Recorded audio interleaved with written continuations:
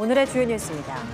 국내 최대 규모의 과학축제인 대한민국 과학축제가 개막해 일요일까지 대전시에서 진행됩니다.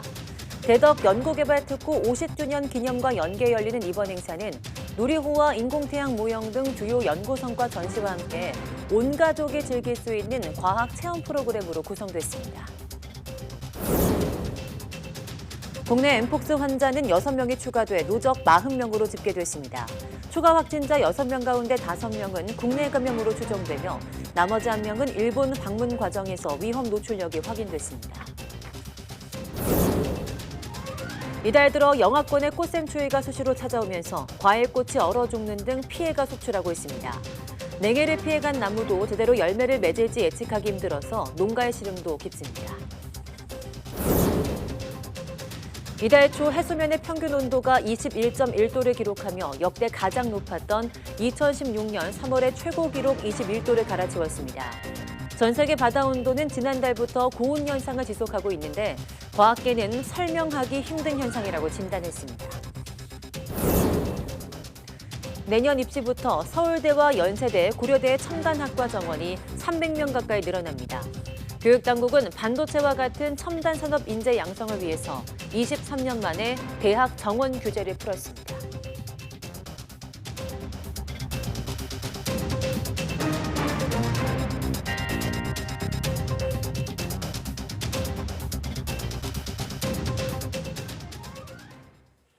여러분 안녕하십니까? 4월 28일 사이언스 투데이 시작합니다. 국내 엠폭스 환자가 6명 추가됐습니다. 질병관리청은 그제 4명, 어제 2명이 엠폭스에 추가 확진돼 누적 환자는 40명이라고 밝혔습니다. 거주지는 서울 3명, 인천 1명, 강원 1명, 대구 1명이며 모두 내국입니다. 6명 가운데 5명은 증상 발현 3주 이내 해외를 다녀오지 않았고 국내에서 위험 노출력이 확인돼 국내 발생으로 추정됩니다. 나머지 1명은 일본 방문 과정에서 위험 노출력이 확인돼 해외 유입으로 의심됩니다. 신규 환자들의 주요 증상으로는 발진과 발열, 림프절 병증 등이 확인됐으며 전반적인 상태는 양호한 것으로 전해졌습니다. 방역당국은 확진자의 위험 노출력 등 감염 경로와 접촉자에 대한 상세 역학 조사를 진행하고 있습니다.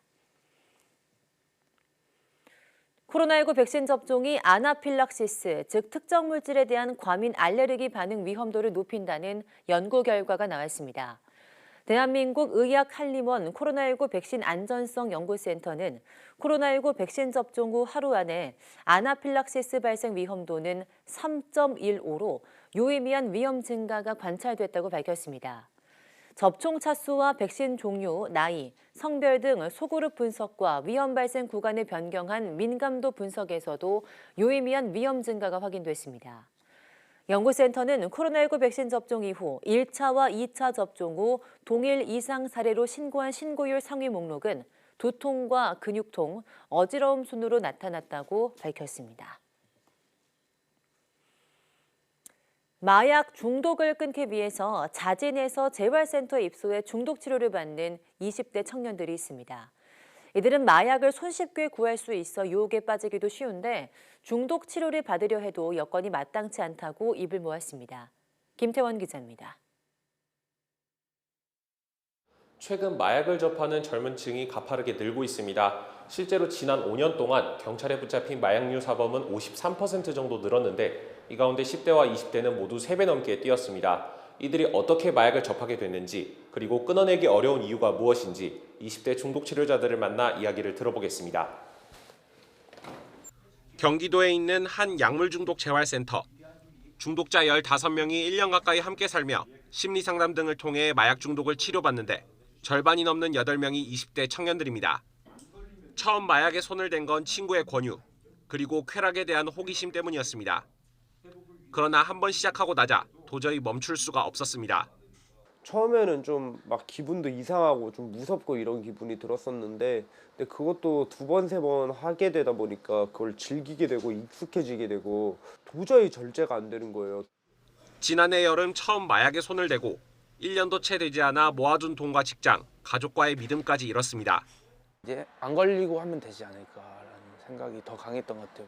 막상 딱 보니까 저는 직장에서 잘려 있었고 모아뒀던 돈도 없고 빚만 생기고, 그리고 저희 가족들도 저를 되게 무서워하고. 그런데 중고물품 거래하듯 쉽게 마약을 구할 수 있어서 유혹을 뿌리치기란 너무나 어려웠습니다.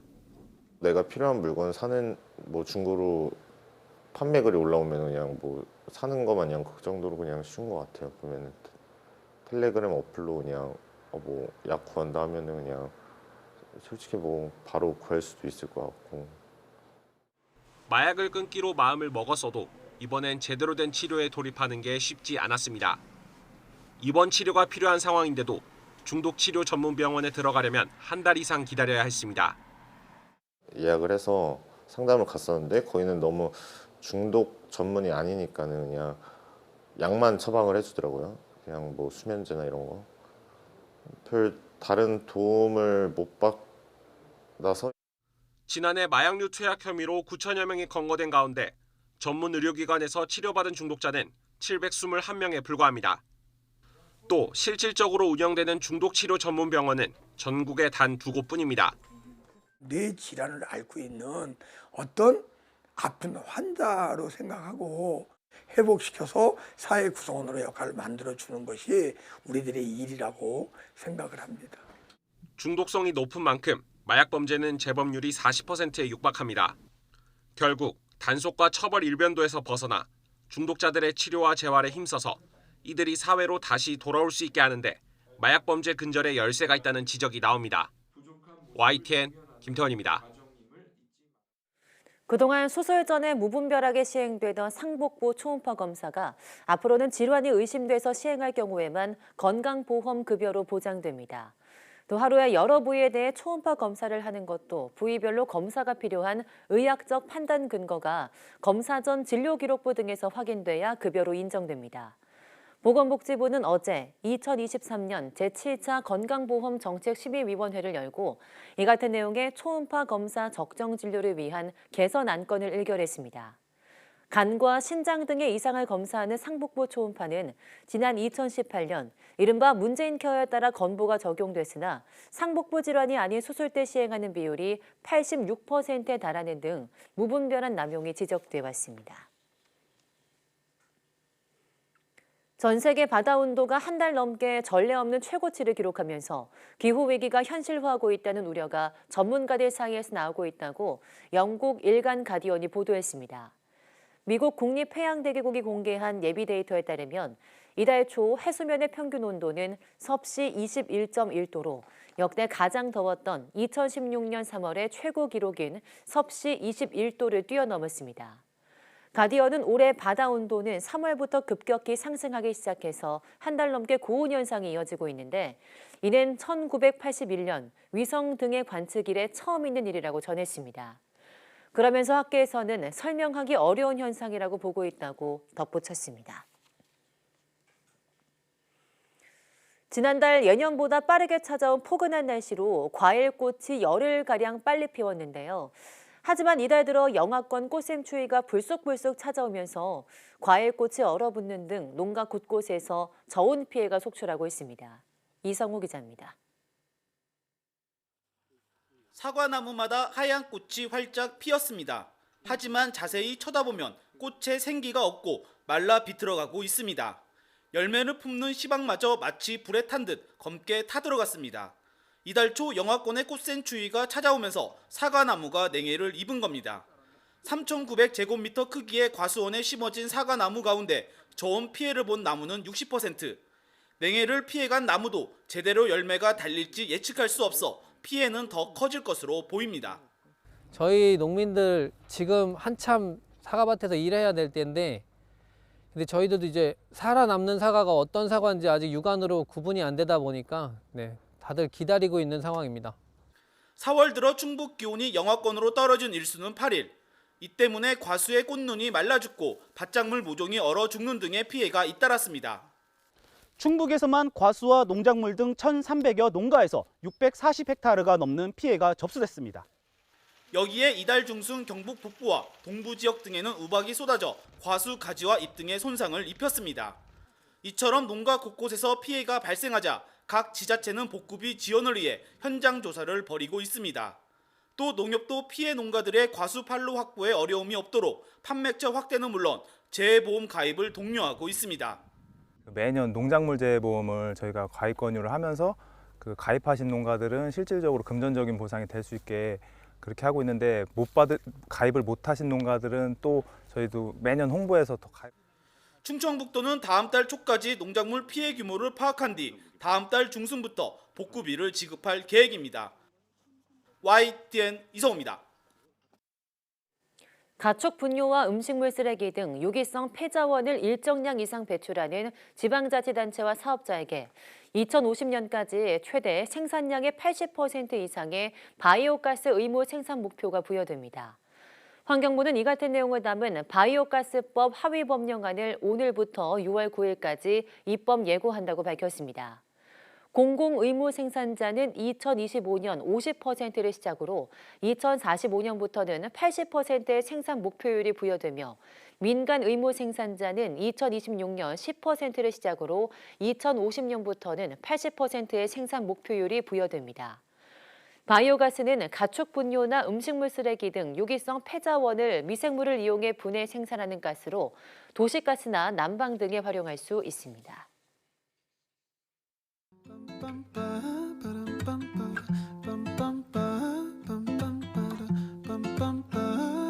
Honey, honey, I can see the stars all the way from here. Can't you feel the glow on the window pane?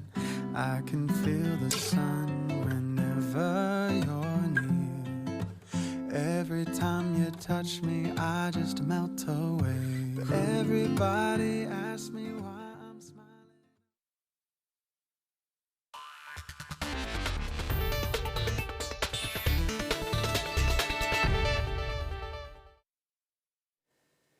국내 최대 과학축제 대한민국 과학축제가 성황리에 개막해 이번 주 일요일까지 대전시에서 진행됩니다.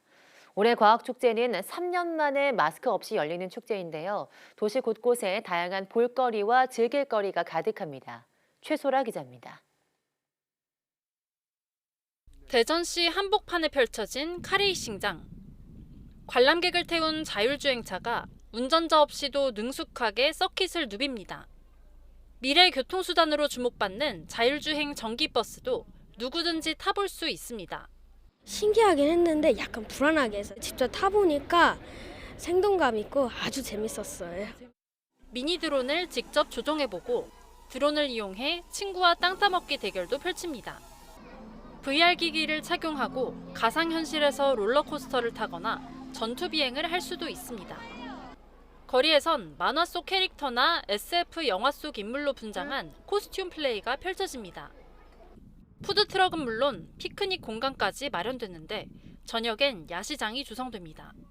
올해는 대대연구개발 특구 50주년과 연계해서 대전시에서 중앙정부와 지방정부 또 공공과 민간 기업 등 여러 단체들이 협업해서 한국 최초 달 탐사선 다누리와 한국형 발사체 누리호, 한국형 인공태양 모형 등 정부 출연 연구기관 36곳의 주요 성과도 전시됐습니다. 과학자와 함께 출연연을 방문해 생생한 연구 현장을 탐방하는 프로그램도 운영됩니다. 우주 탐사, 인공지능, 또 자율주행 등 최신 과학기술 성과를 체험하고 즐기며 미래 사회에 대해 과학자들과 함께 소통하는 자리로 만들었습니다. 국내 유일 과학 채널 YTN 사이언스도 과학 앵커 체험 부스 등을 갖추고 캐릭터 올리와 베리가 어린이 친구들을 더욱 즐겁게 맞았습니다. 오늘 저녁에는 드론 수백 대가 하늘을 수놓는 드론쇼가, 내일은 인공지능이 적용된 e스포츠 경기장에서 게임 대회도 진행됩니다. 최신 과학기술을 생생하게 체험해볼 수 있고 과학자들과 긴밀하게 소통도 할 수 있는 대한민국 과학축제는 오는 30일까지 계속됩니다. YTN 사이언스 최소라입니다. 세월원전 3, 4호기를 건설하면서 설비 일부를 건설 변경 허가를 받지 않고 먼저 시공한 한국수력원자력에 과징금 36억 원이 부과됐습니다. 원자력 안전위원회는 제175회 원안위 회의를 열고 이 같은 내용의 발전용 원자로 설치자에 대한 행정처분안을 의결했다고 밝혔습니다. 앞서 한소원은 세울 3, 4호기를 건설하는 과정에서 지난 2018년 5월에서 2020년 1월 6차례에 걸쳐 배관, 덕트, 댐퍼 등 설비 일부를 원안위 변경 허가를 받지 않고 먼저 시공한 사실이 드러났습니다. 원자력 안전 법령을 살펴보면 발전용 원자로 등을 건설할 때는 이미 허가받은 사항을 변경할 때도 원안위의 허가를 받아야 합니다. 또 허가 없이 변경 시공하면 원안위가 공사를 정지시키거나 건당 50억 원 이하의 과징금을 부과할 수 있습니다. 미국 백악관 국가안보보좌관이 미국 핵심 광물 분야의 공급망 구축과 관련해서 인플레이션 감축법, IRA의 인센티브 조항만으로는 불충분하다며 추가 조치를 예고했습니다. 제이크 설리번 보좌관은 현지 시간 27일 워싱턴 싱크탱크 브루킹스 연구소 대담에서 전체 핵심 광물 80% 이상이 중국에서 가공돼 핵심 광물의 공급망이 무기화 위험에 처했다며 추가 조치를 예고했습니다. 현대차와 기아를 비롯해 대부분 외국 업체 전기차들이 보조금 지급 대상 명단에서 제외돼 해당국들로부터 불만이 제기되고 있는 가운데 추가 조치 예고가 나온 만큼 배터리 포함해 한국의 업계에도 영향을 줄 것으로 전망됩니다. 미국은 지난해 전기차 보급 확대를 위해서 북미산 전기차에 보조금을 지급하는 내용을 담은 IRA를 입법해 시행에 들어갔습니다. 공정거래위원회가 한화와 대우조선해양 결합을 승인했습니다. 방산 관련 기업 결합은 처음인데요. 경쟁사에 제공하는 기술이나 부품 가격을 차별해서는 안 된다는 조건이 붙었습니다. 이영원 기자입니다. 한화의 대우조선해양 인수가 조건부로 승인됐습니다. 한화 측이 지난해 12월 공정거래위원회에 기업 결합을 신고한 지 넉 달 만입니다. 공정위는 이번 결합이 국내 군함 시장에서 상당한 지배력을 가진 기업 사이의 수직 결합에 해당한다고 판단했습니다. 한화는 군함 부품 시장에서 독점적인 사업자고 대우조선해양은 국내 잠수함과 수상함 시장에서 각각 1, 2위를 차지해 경쟁 제한 우려가 크다고 본 겁니다. 방위 산업의 특수성 및 수직 결합으로 인한 효율성 증대 효과를 고려하여 필요 최소한의 행태적 시정 조치를 부과하기로 하였습니다. 이에 경쟁사에 제공하는 군함 장비 가격 차별을 금지하고 기술 정보 요청을 부당하게 거절하지 못하게 했습니다. 또 경쟁사에서 얻은 영업 비밀을 공유하지 않는 것을 조건으로 기업 결합을 승인했습니다. 공정위는 우선 시정 조치 기간을 3년으로 잡고 앞으로 시장 경쟁 환경과 관련 법제도 변화를 고려해 연장 여부를 검토하기로 했습니다. 한화 측은 이런 시정 조치를 이행하고 반기마다 공정위에 보고해야 합니다. 국가가 유일한 구매자인 수요 독점 시장이라고 하더라도 입찰 과정에서 경쟁 제한 효과가 발생할 우려가 있는 경우 이를 해소하기 위해 필요한 시정 조치를 부과했다는 점에 공정위의 기업 결합 승인으로 한화는 다음 달 대우조선 인수를 마무리하고 사명을 바꾼 뒤 이사회를 새로 구성합니다. YTN 이영훈입니다. 올해 고등학교 3학년이 대학에 들어가는 2024학년부터 서울대와 연세대, 고려대 정원이 300명 가까이 늘어납니다.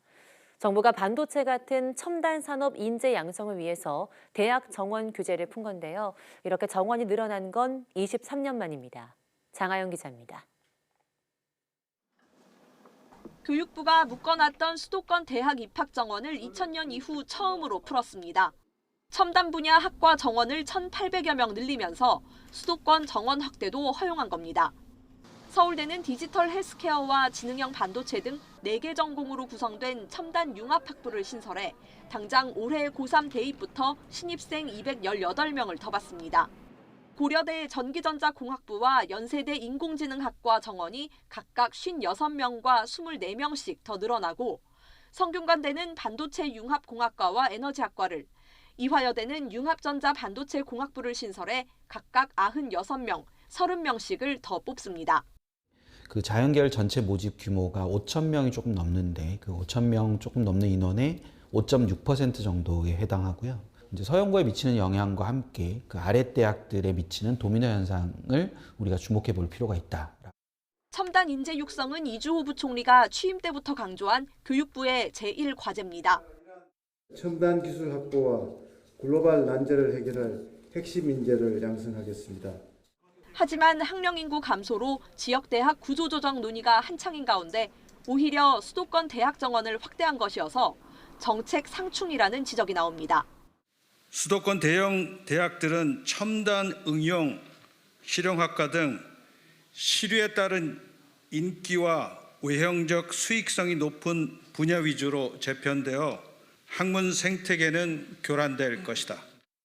교육부는 대학 정원 동결 감축 기조에는 변함이 없다면서도 2027년까지 반도체 학사 정원을 2,000명 늘리겠다는 목표치가 있다며 이후에도 첨단 분야 대학 정원을 확대하겠다는 방침을 밝혔습니다.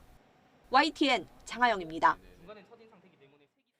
대학의 간호학과 신입생 정원도 410명 늘어납니다. 교육부는 올해 고등학교 3학년이 대학에 들어가는 2024학년도부터 간호학과 정원을 39개 대학에 걸쳐 총 410명 늘리기로 했다고 밝혔습니다. 보건복지부가 지난해 간호학과 입학 정원 700명 증원을 요청한 데 따른 것으로 교육부는 지역별 인구 대비 간호사 수와 기존 간호학과 정원 규모를 고려해서 대학별 정원을 배분했다고 밝혔습니다. 이 밖에 약학과는 8개 대학에 17명, 치과기공학과도 대학 한 곳에 30명 등 보건의료 계열에서 모두 532명이 늘었습니다. 보건의료 계열 정원에 배정받은 대학은 해당하는 인원만큼 다른 학과 정원을 조정해야 합니다. 추억의 애니메이션이 우리 곁으로 돌아옵니다. 1980년대 게임을 영화화해서 전 세계 박스오피스를 휩쓸고 있는 슈퍼마리오 브라더스가 개봉했고 또 40번째 생일을 맞은 아기 공룡 둘리도 관객들을 찾아옵니다. 홍상희 기자입니다.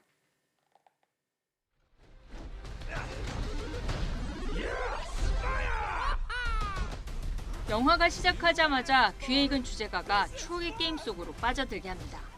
뉴욕의 배관공 형제 마리오와 루이지가 배수관을 고치려다 파이프에 빨려 들어가고 다크월드에 떨어진 동생을 구하기 위해 마리오는 피치 공주와 함께 빌런 쿠파에 맞서 싸워야 합니다. 일본 닌텐도가 1985년 출시한 비디오 게임 시리즈를 영화화한 슈퍼마리오 브라더스가 전 세계에서 돌풍을 일으키며 매출 10억 달러 돌파를 눈앞에 두고 있습니다.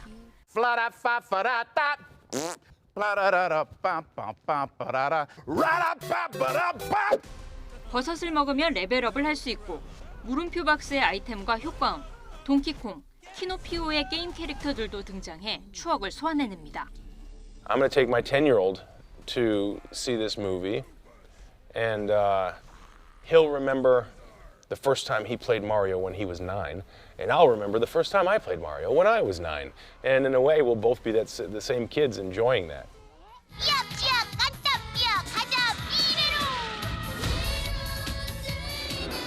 우리나라를 대표하는 만화 캐릭터 아기 공룡 둘리도 벌써 40살이 됐습니다. 빙하를 타고 서울 우이천에 떠내려온 둘리와 친구들의 모험을 그린 아기 공룡 둘리 얼음별 대모험이 4K 리마스터링으로 다음 달 재개봉합니다.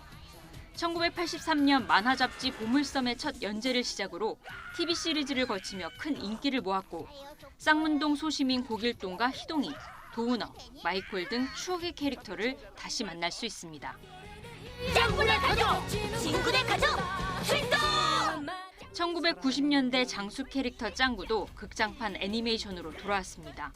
출생의 비밀로 닌자 가문의 후계자가 된 짱구가 세상의 중심을 수비하며 현란한 액션을 선보입니다. 따뜻한 항구 마을의 풍경과 함께 일상의 행복을 전하는 애니메이션 항구의 니쿠코짱도 관객들을 만납니다. 나오키 상수상작 니시 카나코의 소설을 원작으로 한 작품으로 무한 긍정 에너지의 엄마와 사춘기 딸의 화해와 성장 과정을 담았습니다. YTN 홍상입니다.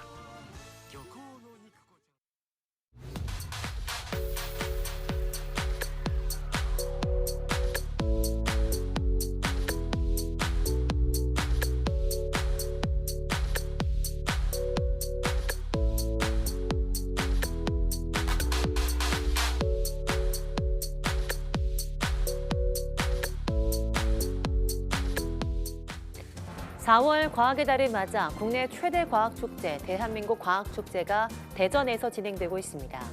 이번 과학축제에서는 우리나라 과학기술의 성과부터 앞으로 펼쳐질 무한한 가능성까지 직접 즐기고 체험해 볼 수 있는데요. 주말까지 펼쳐지는 대한민국 과학축제에 여러분들의 많은 관심과 참여 바랍니다. 뉴스 마치겠습니다. 시청해주신 여러분 고맙습니다.